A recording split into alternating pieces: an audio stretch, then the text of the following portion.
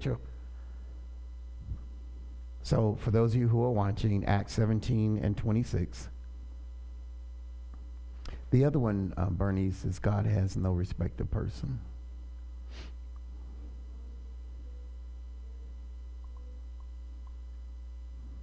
Romans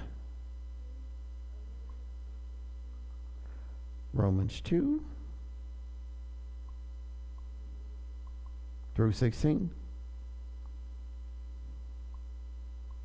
Do we have another one?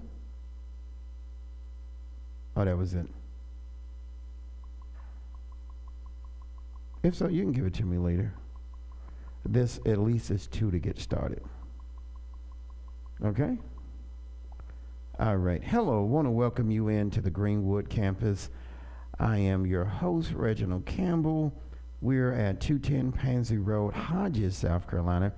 And we're here for our Tuesday evening class. And thank all of those that are visiting with us for the first time. Those are from Lawrence, Abbeville, Donaldson, Hodges, Greenwood, McCormick, 96, and the surrounding areas. And of course, to our Greenville campus. And we love our virtual campus. If you want to be a part of our virtual campus, it's free. You can go to www.houseofreconciliation.org. There should be a tab on there or in the introduction to be a part of our virtual campus. And you can follow us on all of our social media platforms. We're happy to be with you, and to the Greenville, the virtual, and to our international partners in Norway, Switzerland, all the way in Sweden to South Africa, Nigeria, Liberia, Antigua, Haiti, the Bahamas. We are ecstatic that you are chiming in and hitting us up, and we want to have a word for you. We're closing out the month of April, and I have to be honest with you. I'm going to address something that I thought personally that we had overcome, or we were in a different headspace with it. And as I was trying to move to the terminology, the spiritual numerical numbers of 20, 22, where we are, what we should be doing. When the cross that's behind me, we're going to work on putting it out in a foyer. We have one at the Greenville campus. That is at 1427 Suite E, Lawrence Road. We'll be there tomorrow evening. As the old church would say, if the Lord say the same, to be teaching. We really broadcast at 6:50, but you can be there at 7. And we're normally done by 7:20, 7:30. But I thought that we were past this, but we're not. And so I was in conversation with God about why. And so I wanted to share with you, because we have some that are sitting on the fence who are saying that, you know, I love what you guys do. I love the approach of the ministry. But what you're teaching is not my culture, and it's unfamiliar to me, but it feeds me more than what I'm familiar with. And so there are some that are sitting on the fence, and you know, our prayers is this. Listen, I tell anybody, just come to one in service. Just come to one in service, because this is what this ministry is about. The House of Reconciliation is to identify, ratify, and move on. If you plan to grow, then you can't afford to stand still any longer in your life. What you've been comfortable with, who you've been comfortable with, what you grew up with, it's not oftentimes not the place you're supposed to be. It was your birthplace, but it's not your destiny. I say the same for me, but the goal of the ministry is to identify, to ratify, to move on, and to grow. Grow. Our theme this year, last year, connect, serve, and grow. You can't ask God for things and don't have room for the things that you're asking for. So here we are. And I want to give this in, because I did not know that 65+% of my audience on social media are men. So I want to speak to you real brief. Fathers, support your children, whether they're male or female. If you wanted a boy and you got a girl, hey, prepare your daughter, because she will look for men like you. If you have a son, teach him the responsibility of a man and show him how to learn to become a husband. It's a difference in a man and a husband. I celebrate all of you, all the uncles, all the nephews that are in your young male's life and young daughter's life. Thank you for covering them. Thank you for being an example for them. But if you are not, because of whatever reason, with the mother, with the father, mothers, don't hinder fathers from being fathers.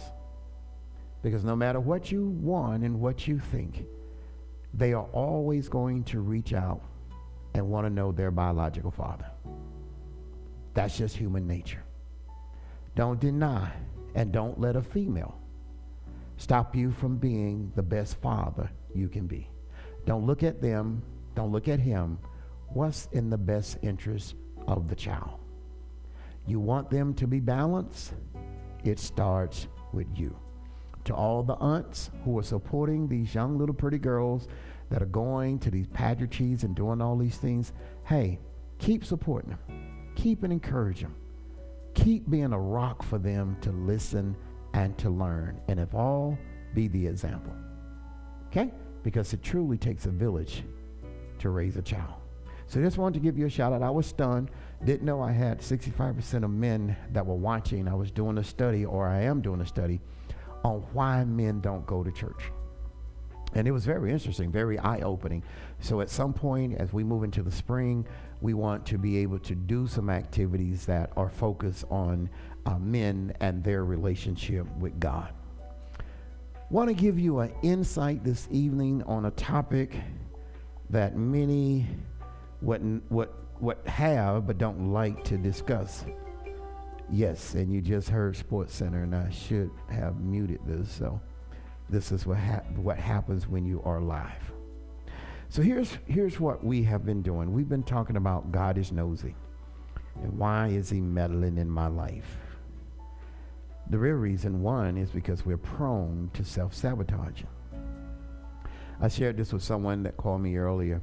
Many of us, or as the children of Israel, God has something for you to grow into, move into, walk into, build into, and fight into. But because of your hesitation, you can't do what God has called you to do, because where God is sending you is the unfamiliar. And because your familiar can't handle your unfamiliar, you live in fear. And if you search Deuteronomy, I don't have it particularly with me right now, but then God says, when you will not take the leap of faith, you have breached the promise. God hasn't given you new information, a supportive stem of education, given us social media, internet, via video all across the world, to sit here and brag on ourselves and be about ourselves and not about our mission. And that mission is to get you closer and ready and to become the most powerful example you can be for God and humanity. So as we go into this, because we are prone to self-sabotage, but here, for those who are writers, I want to give you this. Here is one of the problems you're having. God speaks to your spirit, not your familiar. God does not speak through tradition. God does not speak through rules and principles. God speaks to your spirit. And so sometimes the familiar is in conflict with the Spirit of God, because the Spirit of God is saying, you need to move, you need to grow, you need to advance. I have purpose and destiny for you. But where you are in your present state, you can't fulfill this. But because you fear the unfamiliar. But you have to realize God knows you can pull through if you give yourself a chance.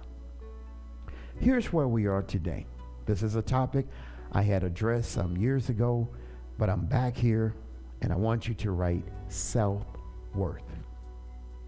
Self-worth. Put in parentheses, building. Self-worth. God did not put you here to be trapped by the ethnicity that you were born in, your culture. He didn't put you here to be a particular race for whatever reason, A, B, or C. He put you here for purpose and for destiny. and to be a productive flower in the garden of his world. He didn't put you here to be anybody's stepping stone. He didn't put you here to be anybody's master. He put you here for purpose. So here's what the scriptures that we were trying to get earlier. One's in Acts 17 and 27. Write that down. Read it at your opportunity. Romans, the 2nd chapter, verse 11 through verse 16. Was there a third one that we had?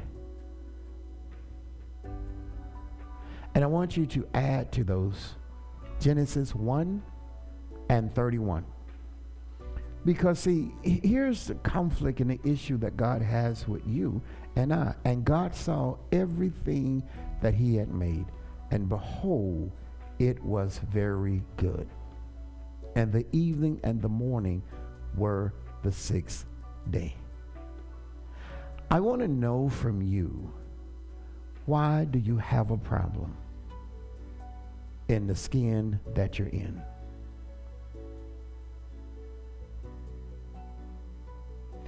Your sight has fooled you, your ears have lied to you, and people have taken advantage of what you hear and what you see. If you look at Acts 17:26, Romans 2:11 through 16, God says, I've made you out of one nation.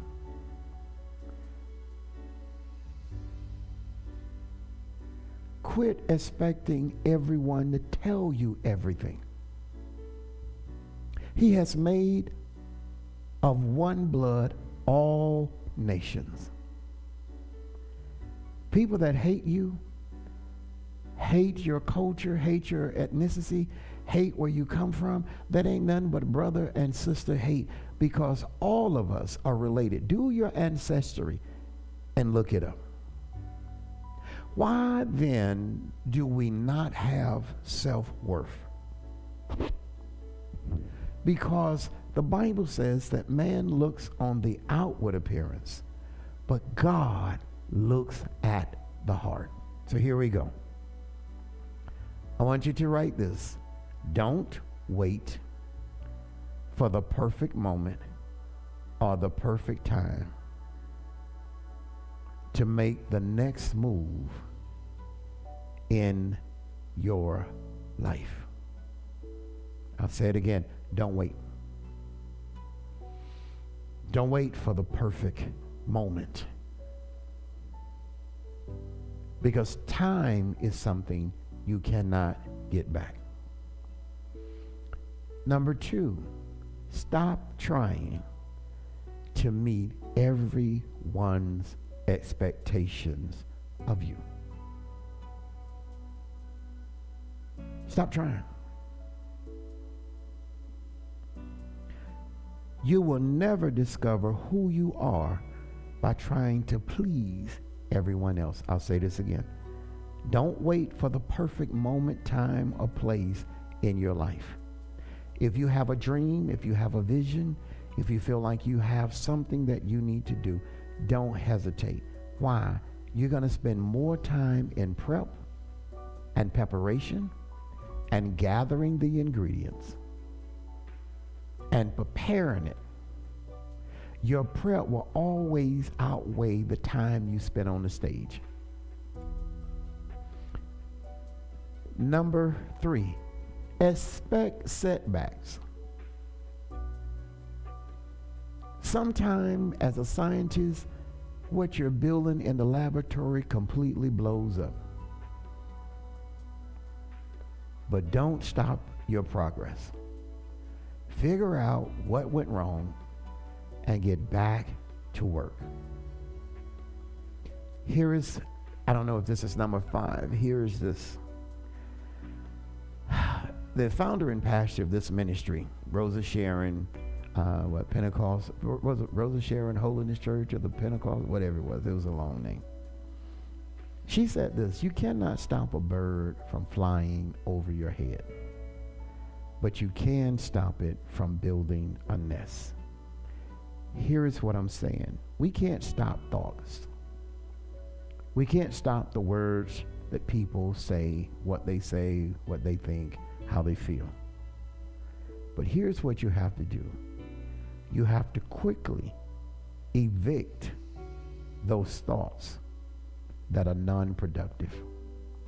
What does that mean? If what he's saying and what she's saying and what he's doing and what they're doing and what I'm watching does not help me grow, why am I watching it? There's nothing else in your life that you need to just burn time. Nothing.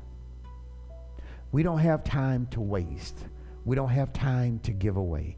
We don't have, I don't care if you don't have a calendar. Never sit there and say, well, I don't have anything to do today, man. I'm just whatever, dog, y'all mean, I just sit here and look at the world go by. Waste of time.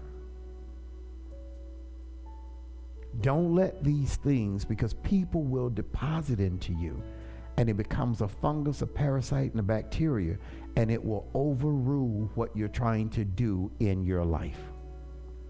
Now I'm going to read to you something here from the philosophical and the psych world about self-worth. It says self-worth versus self-esteem. Things do not bring an internal value. Neither does it satisfy the inner spirit. I'm going to say that again. I don't care what kind of car you drive. I don't care what kind of house you live in. Those things do not create internal value. Many people today are drowning in things. Clothes, shoes, name brands.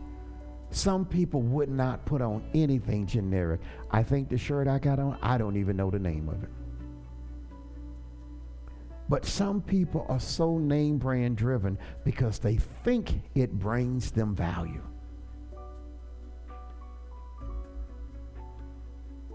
High-end luxury things doesn't add to your destination in Christ. And here's the thing I tell people all the time. Yes, people will go, wow. And I'm going to say it this way, and it may not be the best way to say it. People who have less will always be impressed with people who have more. But people who have the same or even better, they're not impressed. And my question is, where do you go after the wow? When you have that $10,000 worth of luggage, you have that very expensive Maybach car, whatever it is you have. When your friends come by, wow, wow, wow. Once you get that initial wow, they can come by your place, your car, your company 50 times and never say wow again. Things do not replace the space that God has put in us for humanity to commune with Him. You can shut God out, but whatever you fill it with does not fulfill. You listen to people who do songs and a lot of contemporary, they'll tell you they were the best druggie in the world and still was empty. And the Bible talks about how that you will just drink and do and do you, and you're never satisfied until you get what they call a sponge brain.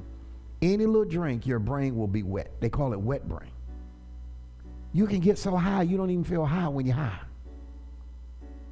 Because people are trying to replace that inner part that's supposed to be between your spirit and God. And we're trying to cover it, just like Adam and Eve did with fig leaves. We're trying to cover that because we're uncomfortable with who we are, and we're uncomfortable in our skin. So this is why people got to put other people down and want to destroy your city and want to destroy you. Because if they destroy you, there's less. See, when you're at your best, you show up the less. And people will criticize you, so then you won't show your best. Well, it's just, it's just a piece of something, it's all right. They won't talk about their stuff like that. And if God gave you that gift, you need to be proud of it. It isn't being arrogant. It's being confident in what God has given you. And the confidence don't come from the thing. It comes from what you put into the thing. Substance. Now let's look at this. Things do not bring internal value. nor does it satisfy the internal spirit. Here's what the lady wrote, Dr. Lisa Firestone.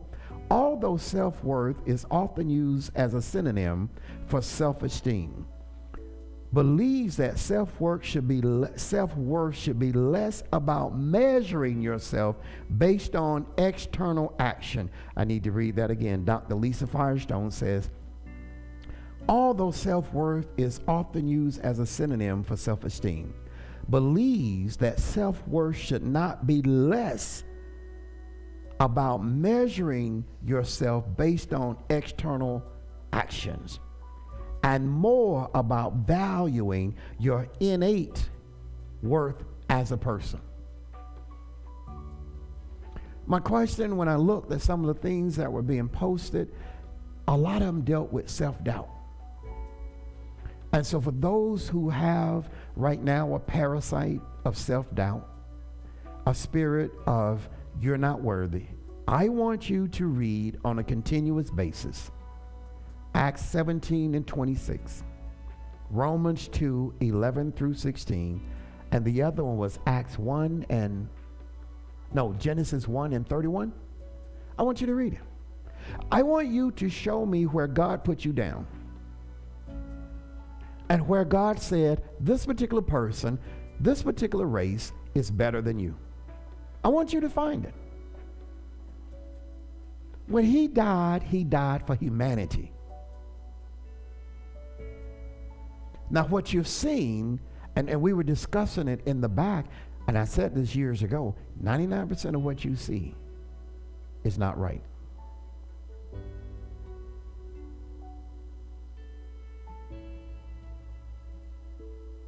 Almost 100% of what you hear is not the truth. This is why the Bible says you got to rightly divide. Your eyes and what you see, you're seeing it in the fifth scene when you miss 1 through 4. So in your mind, it works. And I'm going to show you this, what Dr. Lisa Firestone says. In other words, self-worth is not about who you are. Listen, I just have to tell the truth. I've seen it. I've never done it. But I've seen it. I've never did it with my 3 kids, because if they act like they daddy, Jesus knows that's not what you want to write a book about. But how many times have you told your children? How many times have you told your grandchildren? I mean, how many times you told your nieces and nephews, we're the butterflies. The butterflies are this and the butterflies are that.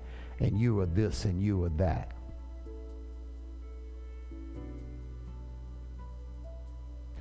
A lot of children are in trouble now because back in the day, you could fight.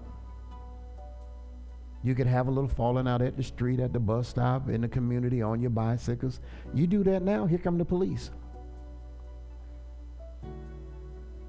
Here come don't believe me, go to fighting. Just go outside your door and just slap your neighbor and just call me collect. It's not like, so you can't tell your children to go fight somebody. You are this and we don't take stuff like that. You could get them put out of school for the rest of their life. It's so much chaos in school, kids killing kids, parents showing out in school, so many things. And I told a group, and I'm just very, very honest, the teachers are not there to raise your children. The teachers are not there to chastise your children. Correct? Proper correction, yes. You can't let your children do whatever they do from birth to 6 or 7 years old. No structure, send them to school, and then go up there and curse the teachers out, regardless of your ethnicity, and go off on the teacher when your child won't sit down, read the book, do the lesson, and they in school at 6 and 7 cursing. And you don't see nothing wrong with it, because at the house and in your car, that's all you listen to. But how many papers can you write in college with them MF words on it? How many? Yes, I said it. I'm bold enough. How many papers can you write with the ASS and the MF and this, that, and the other, and the BIT and all of these and the N's and all? What paper can you write and pass in life with all that on it? regardless of your race. And to my people who think you look like me, I'm just not talking to you, I'm talking to the world. What school paper can you do and pass with that? Because what you play in the car and what you say in the house will go with your children to school. You don't know nothing about me, player. Yeah, I mean, you're 5 years old. I wish to God I say something, be slapped, stuck in the wall this time next month. Still trying to find your teeth. Now you're up here cursing at the school. They got to call the whatever officer. Then he got to call, what's that? The resource. They call a resource officer because he might need a gun, a knife, a restraining belt, 2 sets of handcuffs, a billy club.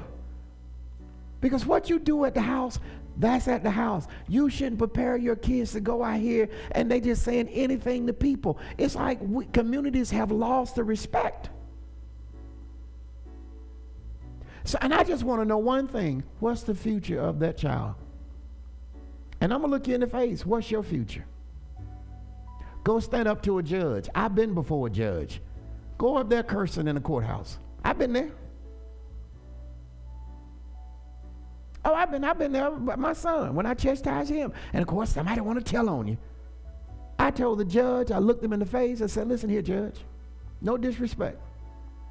I was a bail bondsman at the time. I said, if I don't correct him, you all will kill him in the street.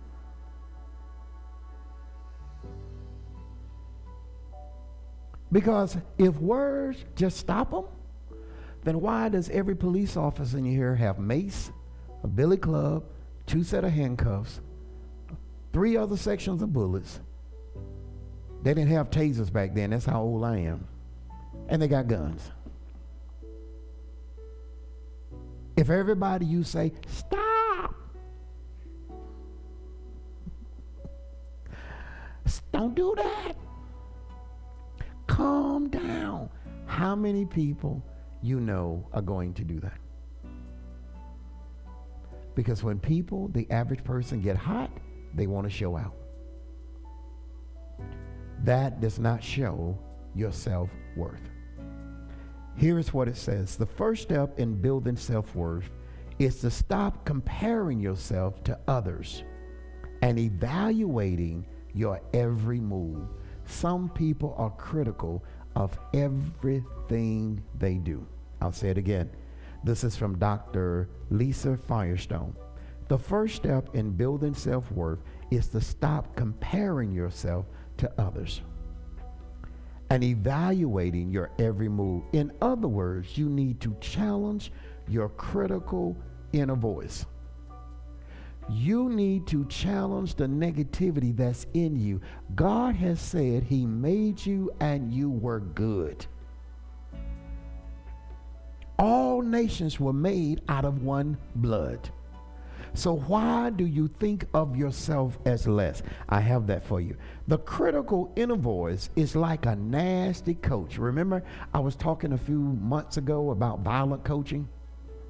The inner voice is like a nasty coach in our heads. Some people could be sweet, but because something happened in his or her life, they mistreat everybody. And I just have to go through here because at this moment, I'm a pastor. I'm not a motivator. I'm not somebody that's trying to encourage you with successful living. I have to tell you the truth. I love everybody. I don't like everybody, but I have to love everybody. But when you get out of your place in God, male or female, I don't know how you're able to get in the order of God when you're out of order with God. You may be smarter than your husband, but nowhere in the Bible does God give you a right to disrespect your husband. You run over him and you do what you want to do. I don't know how you're going to answer to God. Now, this ain't one-sided. Men, the Bible says love your wife as Christ has loved the church. I don't know how you can mistreat your wife and expect to get in heaven and serve in the kingdom. I don't care what kind of illness you have. Well, he just slow. That ain't your place. Your place is to help him I hadn't found it in the Bible, and I know y'all are probably going to get pissed off, but I'll stand up on this one. I hadn't found it in the Bible where you lead him. Now, I'm all about you having yours. You can get mad and cut the channel off and cuss me out and say whatever you want to say, but the Bible of God don't change. Have to learn how to support him. Bible ain't never given you a right to run over him, and the Bible has never given him a right to run over you. And men need to stop saying, I'm the head of the house. What good is the head with no brain? And what good is the head with no neck? What good is the head? I'm the head. You ain't got no knowledge. And some of y'all probably could get married if y'all quit trying to run everything. I know you don't like that one. But that comes from the seat of the pastor. You're out of order. I don't care what you feel. I don't care what you feel about me. I don't care what you think. God's order don't change for you or I. And see, men always talk about, yeah, she's supposed to obey me. Men, you're supposed to obey God. Come on and talk to me about it. Hey, I had a woman that told her she better help me something to eat when she, well, if you don't buy no groceries, who gonna cook? I'm not going to spend my money and cook and put up with your stinking breath. Some got to give. Does anybody want to say nothing now? I don't care how bad you're trying to get into heaven and trying to do all that. If you are out of order, male or female, God don't give you an excuse for flipping on your wife or flipping on your husband. Well, I just had a bad moment. You better get yourself together, because you might flip on the wrong day when God getting ready to call you. And don't be calling me when you all jacked up and do, I need Bella come and lay hands. I ain't laying nothing on you. No, not gonna curse myself. It's the truth. Yeah, this may be one that was going good, but then it went to pastoral, and I'm never gonna hide from that. I ain't one of these people, you God's people, God gonna take care of you. The devil been holding you back. No. You've been in the way. The devil got his covered. We need to clean up yours.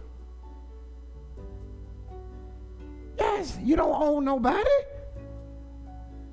Like you traded a donkey to get a wife. You ain't in Africa. You're going to bring her daddy a pig. You might want to go get that pig back. Oh, to my African friends in Nigeria, Liberia, South Africa. Yes, we need to talk. That's your culture. The women don't have much of a say over there. Some of y'all better not go to Africa. Think you won't get a husband? You be in the pack. In the room with 20. The critical inner voice is like a nasty coach in our heads that constantly nag us with destructive thoughts toward ourselves and others.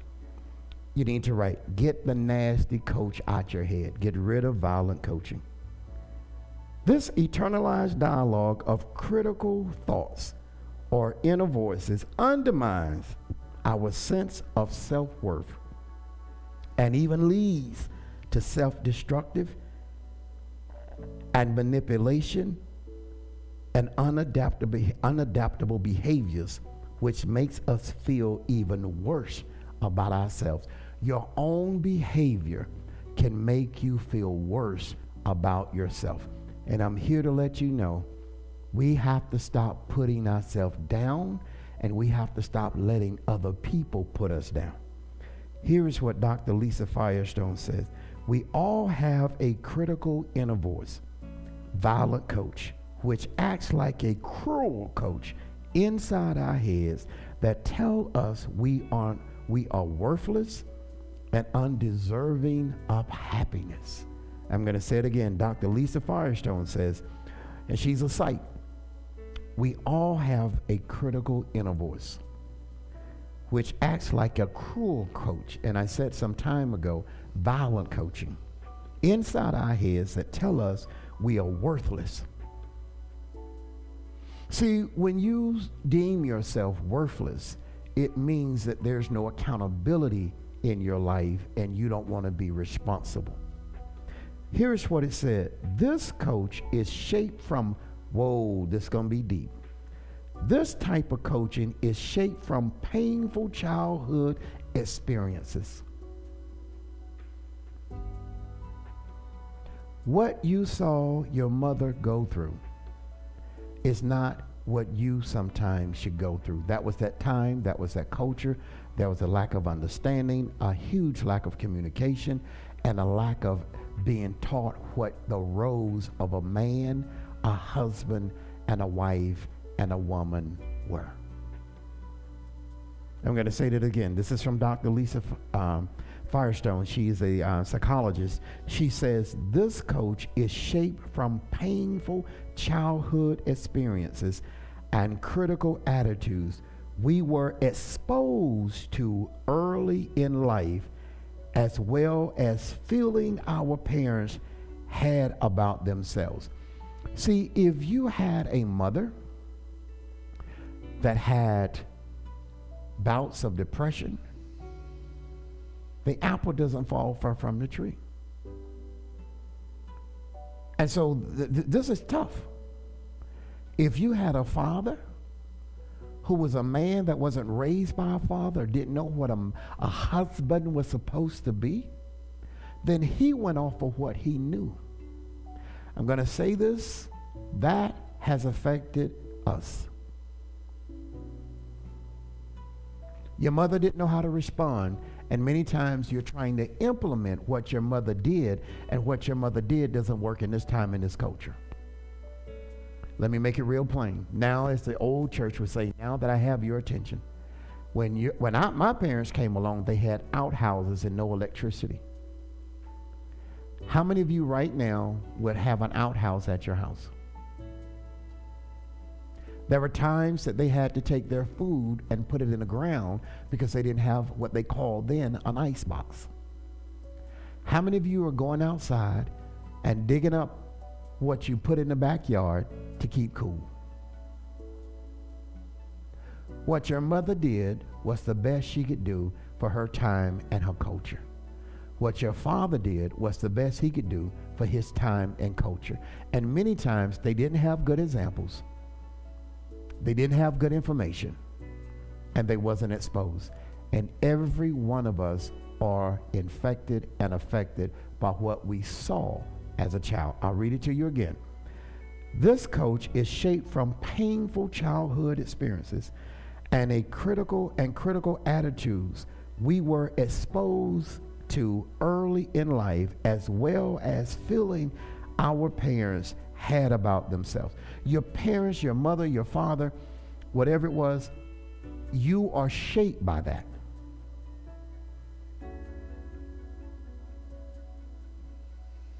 While these attitudes can be hurtful, over time, they have become ingrained in us.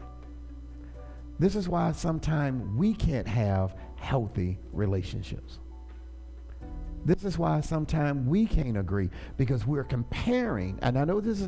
Remember now, I said this is something I didn't want to teach. Did I not say that when I started? Okay? Sometimes you're judging a man based on the experiences of your father, or what he did or what he didn't do.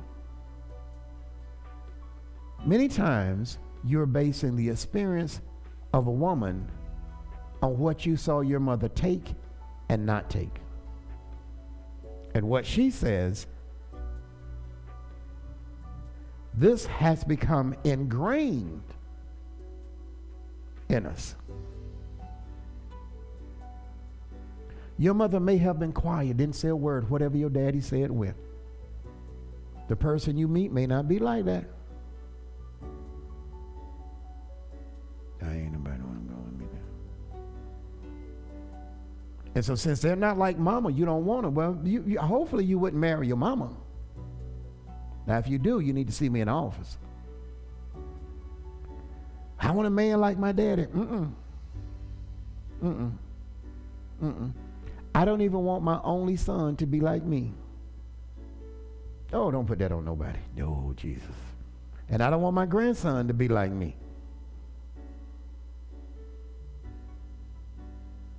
And I definitely don't want to be like my daddy. I mean, so you can take it to him. I'll see him tomorrow. I got to cut his hair tomorrow. I'll see him tomorrow. I don't have a problem with telling him. What are you going to do? I tell him all the time, what you going to do? Chase me around the room? Let's see how well that works out.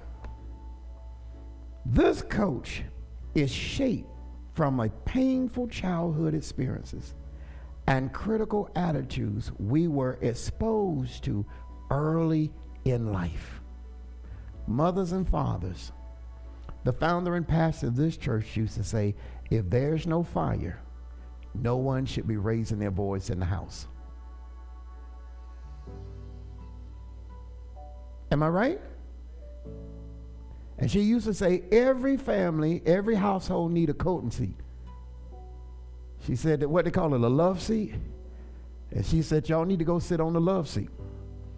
But she said, if there's no fire in the house, nobody, neither the husband nor the wife. Anybody want to talk to me now? Should be raising their voice in the house. And I'll tell you this, you really don't know a person until you go through some things with them. They may look fine, he may look handsome, he may have a good job today. But don't nobody look cute broke. No, they don't. No, they don't. Let me say this to men, since I have a big, strong men's audience. Don't be afraid of a smart woman. You don't need a dumb one. If she has something, that means you should have the capacity to welcome what she has. And women, don't leave yourself underexposed. I am about every woman having the tools, whether it's a skill, whether it's a craft, whether it's an education. Don't marry no man and you don't have nothing for yourself. Nothing. And if he can't handle what you got, then he can't handle you. Because there's some men want you to eat out of the palm of their hand. Anybody want to talk to me now? Because them paying all the bills make them feel like the man. They're going to get tired of paying all them bills.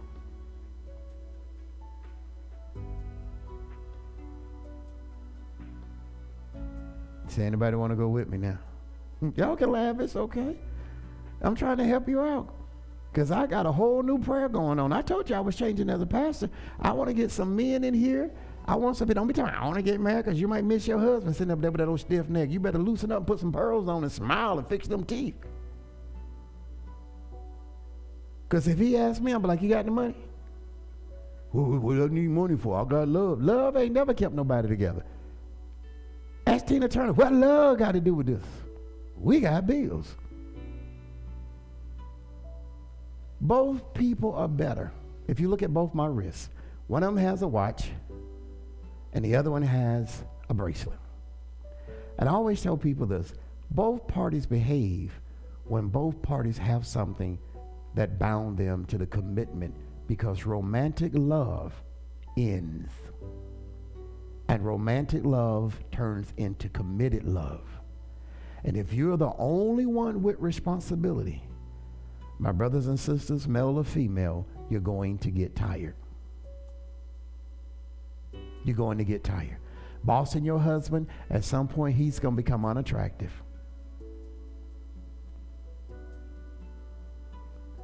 Talking about your wife and not dressing her up and looking and want her to look pretty, you're going to get tired of looking at that. Yes, I told you before I got started, this is a class I did not want to teach, but this is the class God gave me. You need to treat her the way God has ordered you as a husband. He said, husbands. See, women, y'all need to quit looking and praying for a man. Lord, give me a man. That's what you got. That's why you can't stay together. Man. You need a husband. A husband know how to handle responsibilities. But that don't mean you sit on your fanny all day. I'm just being honest with you. If you're going to be at the house, you better cook or something.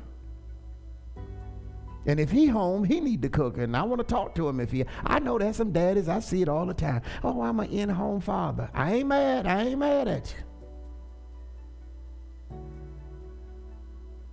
But I hope you're getting a check or something. Look at y'all looking funny. I told y'all I didn't want to teach this. I ain't mad about nobody because, people this, that, and the other, and she makes more money, and it's better for you to stay at home. And now I ain't mad about it. But I'm just saying, I'm telling you, you can come to me with any kind of doctrine in the world you want, but the Bible doesn't change. As a husband, you have a responsibility. That ain't me, that ain't old school, that's the word. Now, you might erase it out, but that's your version. Just let me know if you can get in heaven with that. Call me, I'll be around. Am I making sense? So if you're single and you want to get married, you need to pray for a husband. If you're single and you want to get married, you need to pray for a wife. You don't just need a woman. You don't need a club rat. And women, you don't need a club rat. Because when you get him, the rat going back to the club. I thought he was going to stay at home. How much they pay you for your thoughts? I thought it would be enough for him at the house. Well, he didn't change from a rat. Because here's what I'm going to tell you. Stop trying to live the Cinderella life.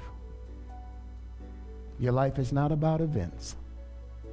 Your life is about an everyday process. Now, I'm getting ready to close. I didn't ask you to like it.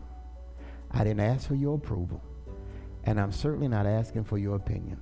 So do yourself a favor and stay out my class. I would say something, but I'm on the air because I got a little word that would rhyme with that, but that is inappropriate, so I can't say that. But this is what God gave me for this house.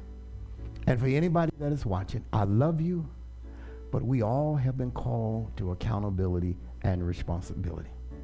And as the old church would say, God bless you. I'll see you soon.